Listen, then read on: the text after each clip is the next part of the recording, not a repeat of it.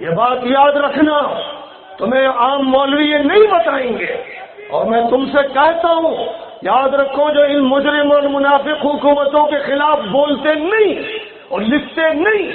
خدا کی قسم کل فرشتے ہوں گے قیامت میں اور ان کے گریبان ہوں گے اور خدا کے حضور میں حاضر ہوں گے، اور اللہ کہے گا جب ظلم ہو رہا تھا اور جب میری شریعت کو پھینکا جا رہا تھا اور جب جزیرۃ العرب میں سینما گھر بنائے جا رہے تھے اور جب جزیرۃ العرب میں عورتوں کو ننگا کیا جا رہا تھا اور جب لیون کے نام سے نئے شہر اوریانیت کے بسائے جا رہے تھے اور جب حرمین کے تحفظ کے لیے اسرائیلی کمپنی کو سیکورٹی دی جا رہی تھی، تو یہ مجرم مولویوں، صوفیوں، ملاؤں، خانقاہوں، مدرسوں سے تعلق رکھنے والوں، تمہاری زبانوں پر تالے کس نے چڑھائے؟ تمہارے ہوٹ کس نے سیے تھے؟ تمہیں اللہ کا خوف کیوں نہیں ہوا؟ تمہیں رسول اللہ کے ساتھ تعلق کیوں نہیں یاد آیا؟ تمہیں لا